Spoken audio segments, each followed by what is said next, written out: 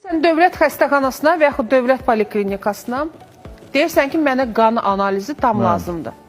Və lazımdır, həkim də deyir, bunu tək mən demirəm.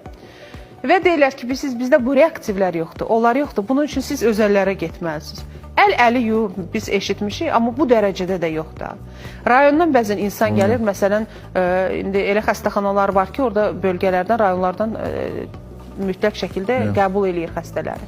Amma o poliklinikalarda, o xəstəxanalarda təəssüf ki, yəni bilmirəm, təəssüf mü deyim, yoxsa təsadüf mü deyim, belədir. Hələ mən bəsit belə görünən qanın analizindən danışıram da. Yəni, halbuki orada bütün reaktivlər və s. olmalıdır. Və bu da artıq o qədər də belə təəccüblü gəlmir. Zığda xəstəxana, bir poliklinika var, mən açığım deyim, dostlar. Dedim ki, mən uşağımın gözünü yoxladım. Nə oldu?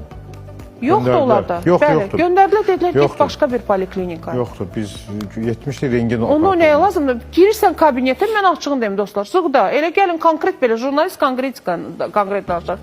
Daxil olursan, kabinetdə həkimlər oturublar ancaq. Bir həkimin bir preparatları, həkimin bir xüsusi, ancaq stetoskoplarlandır və salam. Nə rentgen aparatı var, nə okulist gözün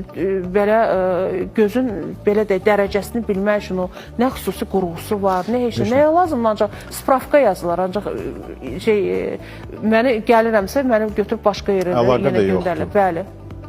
Sahə həkiminə deyirsən ki, uşağı baxmaq lazımdır, sahə həkimi deyir ki, bilirsiniz, siz indi təzə həkim dəyişib, baş həkim dəyişib, biz bunu eləyə bilmirik, onu eləyə bilmirik və s.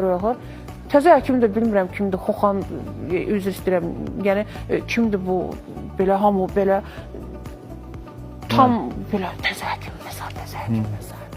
Yəni o Mozalandakı təzə həkimlik ya nədir? Və insanlar bu günlərim gedirsən, o boyda minlərlə ailənin yaşadığı bir yerdə, bir poliklinikada yoxdur şərait.